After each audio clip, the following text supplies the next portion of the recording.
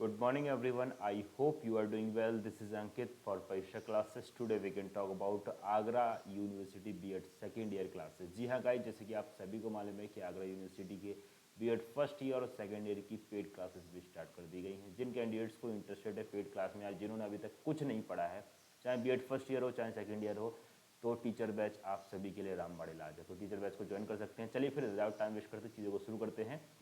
Last video में हमने काफ़ी सारे क्वेश्चंस देख लिए थे। अभी हम एमसीक्यू क्वेश्चंस को कर रहे हैं और जैसे कि आप सभी को मालूम है, जो सब्जेक्ट है आपका नॉलेज एंड करिकुलम यानी कि गैप है पाठ्यक्रम, तो इसके थ्योरी के काफ़ी सारे क्वेश्चन हो चुके हैं। अब यहाँ पे एमसीक्यू क्वेश्चंस को हम देख रहे हैं, ठीक है।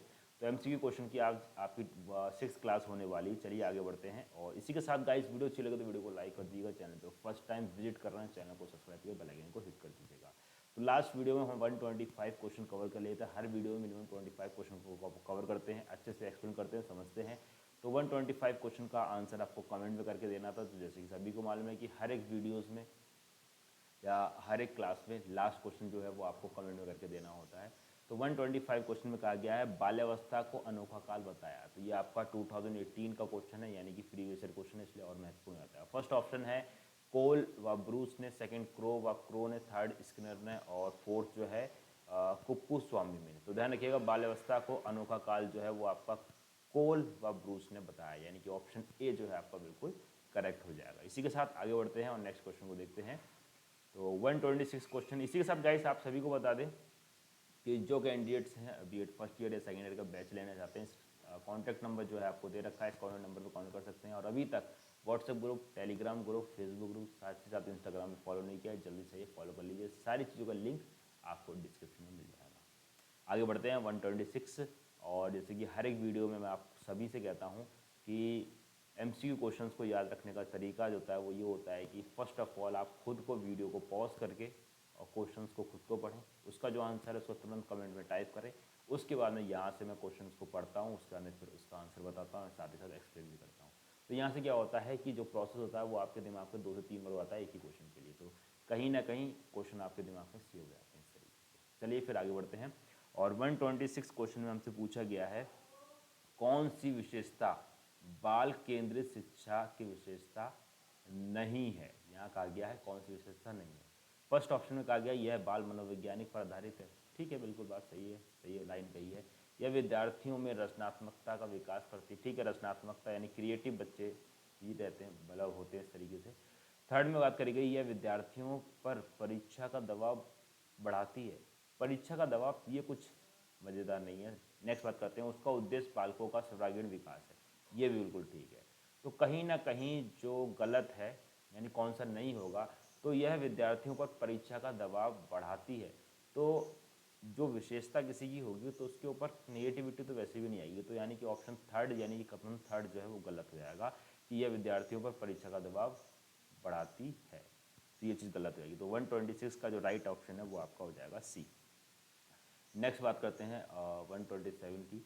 127 क्वेश्चन आपकी स्क्रीन पर 127 क्वेश्चन पूछा गया है दोहराने की प्रवृत्ति होती है, यानी कि बार बार रिपीट करते हैं चीज़ों को, उसकी बात करेगी। बाल्यावस्था में, शैशवावस्था में, किशोरावस्था में या प्रौढ़ावस्था में। ध्यान रखिएगा, जब बच्चा बार बार चीज़ों को दोहराता है, रिपीट करता है, रटता है, तो वो होता है शैशवावस्था। जब बच्चा छोटा होता है, जैसे मम्मा मम्मा मम्मा, डैडा डैडा, इस तरीके से बच्चे बोलते हैं ना, मम मम, तो ये जो चीज़ें होती हैं ये शैशवावस्था में होती हैं। जन्म से लेकर जो 2 वर्ष की अवस्था होती है इसको शैशवावस्था बोलते हैं, ध्यान रखिएगा।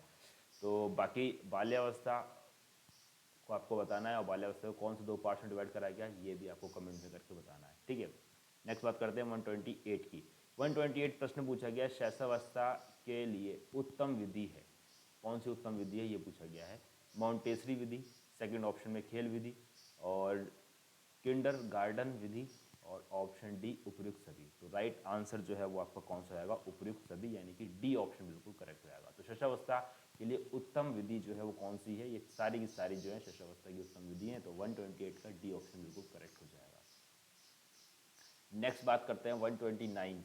किशोरावस्था की प्रमुख समस्या है। कौन कौन सी किशोरावस्था की प्रमुख समस्या? वजन बढ़ाने की, अच्छी परीक्षा परिणाम देने की, समायोजन की या शिक्षा की। तो उसका राइट ऑप्शन जो है वो आपका कौन सा हो जाएगा, तो ध्यान रखिएगा समायोजन की, ऑप्शन सी जो है आपका बिल्कुल करेक्ट हो जाएगा। चलिए आगे बढ़ते हैं और 130 क्वेश्चन को देखते हैं। 130 क्वेश्चन में पूछा गया है किशोरावस्था की विशेषता नहीं है। इसमें कहा गया है कौन सी किशोरावस्था की विशेषता नहीं है, हमसे पूछा गया। तो ऑप्शन ए जो है वो क्या कह रहा है, ऑप्शन ए कह रहा है विपरीत लिंग के प्रति आकर्षण। किशोरावस्था में ये चीज़ आम सी बात है, तो विशेषता हो गई तरीके, स्वतंत्रता की भावना, बच्चा अलग रहना चाहता है, स्वतंत्र रहना चाहता है, यही हो गई। घनिष्ठ मित्रता, मित्रता ही बड़ी खतरनाक होती है इस टाइम पे, चाहे लड़का हो चाहे लड़की हो, या लड़के लड़के में होती, लड़का लड़की में भी होती, गर्लफ्रेंड बॉयफ्रेंड भी इसी टाइम पे आते हैं, ठीक है।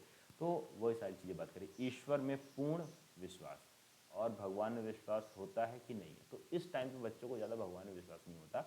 तो 130 का जो राइट ऑप्शन हो जाएगा वो आपका ऑप्शन डी जो है वो बेस्ट रहेगा, ठीक है।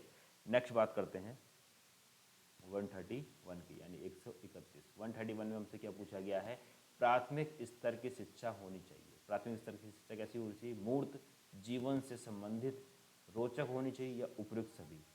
तो प्राथमिक स्तर की शिक्षा जो है मूर्त भी होनी चाहिए, जीवन से संबंधित भी होनी चाहिए, रोचक भी होनी चाहिए, उपयुक्त सभी, यानी कि ऑप्शन डी जो है वो करेक्ट हो जाएगा। ओके, नेक्स्ट 132 की बात करते हैं। 132 प्रश्न में क्या कहा गया है, एक सेकेंड दीजिएगा। 132 में हमसे कहा गया है कि कौन प्राणों को अपनी मार्ग की बाधा समझता है, ठीक है। कौन प्राणों को अपनी मार्ग की बाधा समझता है, ये हमसे पूछा गया है इसमें। तो शिशु समझता है, सेकंड ऑप्शन में बालक होगा, थर्ड ऑप्शन किशोर है, या उपयुक्त सभी। तो राइट ऑप्शन जो है आपका कौन सा हो जाएगा, तो किशोर हो जाएगा। यानी ये कौन प्राणों को अपनी मार्ग की बाधा समझता है, यानी कि बड़े लोगों को अपनी मार्ग की बाधा समझता है। जो किशोरी इस टाइम पे होती हैं, जो टीनेजर वाली होती है, ठीक है, तो वो लोग बड़े लोगों को अपनी बाधा समझते हैं, ठीक है। क्योंकि जो भी काम कहते हैं तो ऐसा लगता है हमें कि ये हमारे लिए गलत ही कह रहे हैं, तो इस टाइम पे माता पिता ही सबसे ज़्यादा शत्रु हो जाते हैं। वही बात करिए 132 का सी ऑप्शन बिल्कुल करेक्ट हो जाएगा। ओके, नेक्स्ट बात करते हैं 133। तो 133 प्रश्न पूछा गया, भाषा का शिक्षक कैसा होना चाहिए।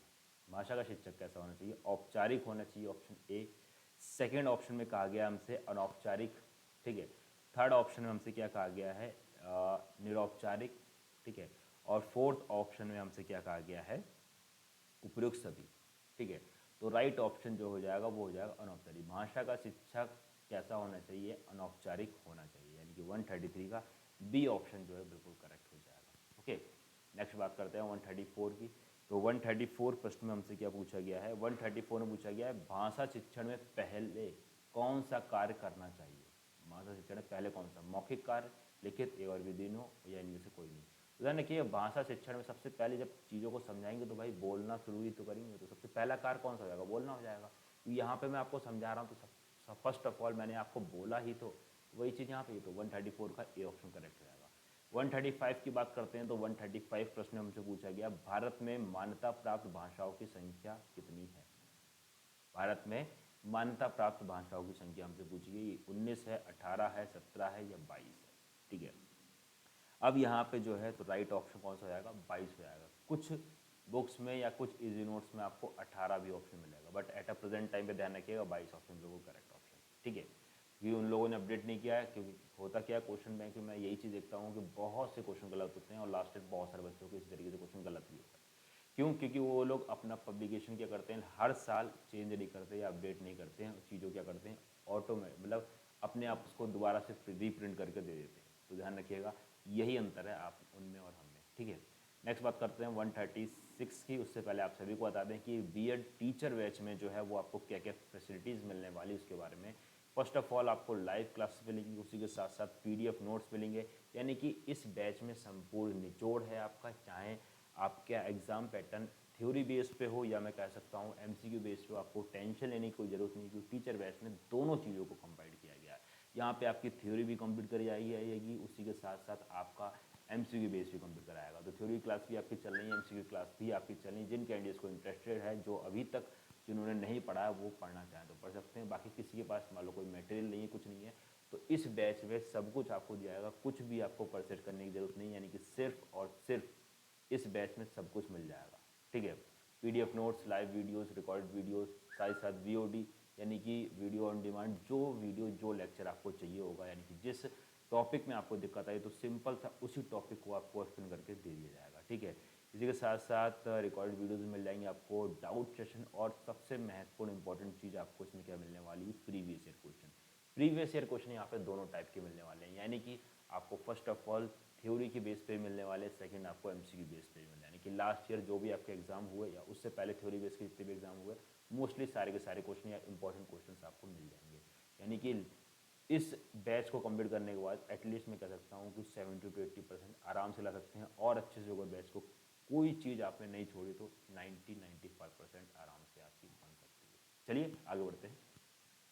तो जिन कैंडिडेट्स को डाउट हो तो व्हाट्सएप पे मैसेज कर सकते हैं और बैच को परचेज कर सकते हैं, सारी की टेक्निकल टीम आपको समझा देगी। प्लीज़ कॉल मत करिएगा क्योंकि कॉल रिसीव करने में दिक्कत होती है। जो भी डाउट हुआ करे बाकायदा कमेंट करके या व्हाट्सएप पे मैसेज करके या इंस्टाग्राम पे मैसेज करके पूछ सकते हैं। 136 की बात करते हैं तो 136 क्वेश्चन में हमसे क्या कहा गया है,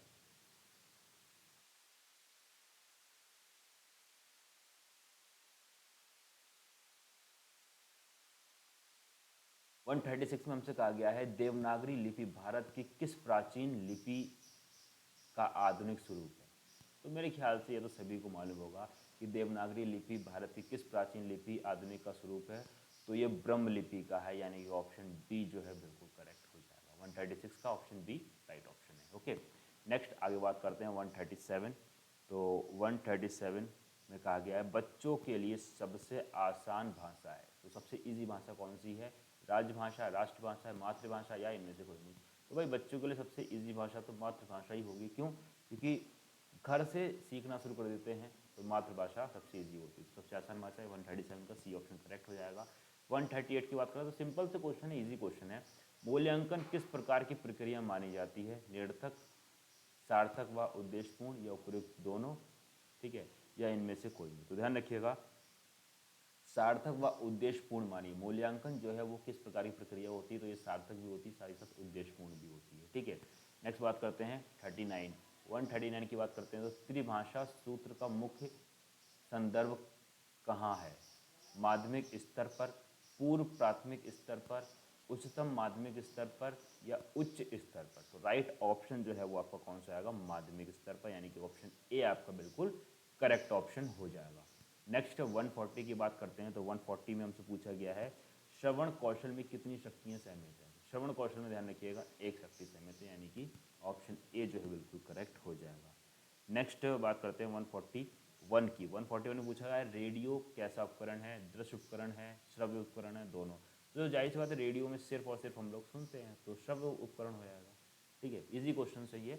142 की बात करते हैं ज्ञान प्राप्त के कितने स्रोत होते हैं, यानी ज्ञान प्राप्त करने कितने, 2, 4, 5 या फिर 3। तो राइट ऑप्शन जो है वो आपका कौन सा हो जाएगा, ऑप्शन ए, यानी ज्ञान प्राप्त करने के 2 स्रोत होते हैं। कौन कौन से होते हैं कमेंट में करके बताइएगा। नेक्स्ट 143 की बात करते हैं मनुष्य की कितनी ज्ञानेंद्रियां होती हैं। ये 2018 का यानी प्रीवियस ईयर क्वेश्चन है, इसलिए महत्वपूर्ण हो जाता है या इंपॉर्टेंट हो जाता है। तो मनुष्य की कितनी ज्ञानेंद्रियां होती हैं। पहले ऑप्शन की बात करते हैं तो पहले ऑप्शन में कहा गया है 4, सेकेंड ऑप्शन में 5, थर्ड में 3 और फोर्थ में 2। तो राइट ऑप्शन जो है आपका वो कौन सा हो जाएगा, 5, यानी कि ऑप्शन बी जो है आपका बिल्कुल करेक्ट हो जाएगा। चलिए आगे बढ़ते हैं और 144 को बात करते हैं। 144 क्वेश्चन में कहा गया ज्ञान का प्रमुख स्रोत क्या है, तर्क है, बुद्धि है, श्रुति है या आप्त वचन है। तो राइट ऑप्शन जो है वो क्या हो जाएगा, तर्क। ज्ञान का मुख्य स्रोत जो है तर्क है। जब आप किसी टॉपिक पे चर्चा करते हैं, किसी से वार्तालाप करते हैं, ठीक है, तब वो टॉपिक आपको ज़्यादा टाइम तक याद रहता है। इसी तरीके से सिंपल सा एग्जाम्पल की बात करूँ, आप लड़का होगा, ठीक है, तो आज के टाइम पे मोस्टली जो यूथ होते हैं उनके अंदर क्या रहता है, कोई लड़की, दो लड़के आपस में बात कर रहे हैं, कोई लड़की सामने निकल गई तो उसकी वजह से वार्तालाप होती है, ठीक है, कि वो देख वो जा रही है इस तरीके से, या कोई लड़का जा रहा है तो लड़की कहती है देखो यार वो जा रहा है इस तरीके से। तो यहाँ पे क्या हुआ, आपस में जब किसी एक टॉपिक को लेकर बात हो रही है तो वो चीज़ें ज़्यादा लंबे टाइम तक याद रहती है। तो वही यहाँ बात करिए ज्ञान का मुख्य स्रोत क्या है, तो तर्क करना, यानी कि जब किसी चीज़ पे हम तर्क कुतर्क करते हैं तब चीज़ें हमें लंबे टाइम तक याद रहती हैं, ठीक है। नेक्स्ट बात करते हैं 145 की। 145 में कहा गया बुद्धि के क्या कार्य होते हैं, सोचना, विचारना, तर्क देना या उपयुक्त सभी। तो बेस्ट ऑप्शन जो है वो आपका उपयुक्त सभी लग रहा है, यानी कि डी ऑप्शन आप इसमें लगा सकते हैं, क्योंकि सोचना भी बुद्धि का काम होता है, विचार करना भी होता है, तर्क करना भी होता है, तो ये सारे काम बुद्धि करती, दिमाग करता है हमारा। 145 का डी ऑप्शन करेक्ट हो जाएगा। 146 की बात करते हैं तो 146 में हमसे कहा गया है तर्क किस प्रकार की प्रक्रिया है, मानसिक प्रक्रिया है, बौद्धिक प्रक्रिया या दोनों या इनमें से कोई नहीं। तो तर्क जो है दोनों प्रक्रिया, इसमें मानसिक प्रक्रिया भी है और आपकी बौद्धिक प्रक्रिया भी है, ठीक है। नेक्स्ट बात करते हैं 147 में कहा गया है ज्ञान के द्वारा किस प्रकार के भंडारों में वृद्धि की जाती है, उपस्थिति, ज्ञानकारी, अनुभव या उपयुक्त सभी। तो बेस्ट ऑप्शन क्या है, उपयुक्त सभी, यानी कि बी ऑप्शन बिल्कुल करेक्ट हो जाएगा। नेक्स्ट बात करते हैं व्यक्तिगत अनुभव को ज्ञान का स्रोत माना गया है। व्यक्तिगत अनुभव को ज्ञान का कौन सा स्रोत माना गया है, ये पूछा गया है। आदिम स्रोत, सर्वविदिता स्रोत, मौलिक स्रोत या भी उपयुक्त सभी। तो राइट ऑप्शन डी हो जाएगा, ऑप्शन डी। नेक्स्ट बात करते हैं 149 वैज्ञानिक विधि के कितने तत्व हैं, 5, 4, 7 और 3। तो राइट ऑप्शन कौन सा आएगा, 5। वैज्ञानिक विधि के 5 तत्व हैं, ध्यान रखिएगा। और आज का अंतिम प्रश्न, ज्ञान का प्रमुख रूप क्या है, समय, विश्वास, मत या फिर बोध। तो इसका राइट ऑप्शन क्या होगा, इसको आपको कमेंट में करके बताना है, ठीक है। और आप सभी को मालूम है कि लास्ट क्वेश्चन का आंसर आपको कमेंट में करके बताना होता है। इसी के साथ गाइस वीडियो अच्छी लगी तो वीडियो को लाइक कर दीजिएगा, और कोई डाउट या कोई क्वेरी बचता है तो कमेंट करके पूछ सकते हैं। बाकी हमारे दिए गए नंबर पर कॉन्टेक्ट कर सकते हैं, और वीडियो अच्छी लगी तो वीडियो को लाइक के साथ साथ शेयर कर दीजिएगा। नेक्स्ट अभी तक जो PDF फ्री कंटेंट है आपका, वो आपको टेलीग्राम चैनल पे मिल जाएगा, बाकी फेसबुक ग्रुप से मिल जाएगा, और पर्सनली मेरे से बात करने के लिए इंस्टाग्राम पे फॉलो कर सकते हैं, और अदर यूट्यूब चैनल से भी जुड़ सकते हैं कि आज के टाइम पे ऑनलाइन अर्निंग किस तरीके से करनी है अपने एक फ़ोन से। तो वो सारी की सारी चीज़ें आपको अदर यूट्यूब चैनल से मिल जाती हैं। इसी के साथ गाइस मिलते हैं फिर नेक्स्ट वीडियो में, और तब तक के लिए thanks for watching, have a nice day. जय हिंद, जय Bharat, love you to my dear friends, thank you so much all of you, take care.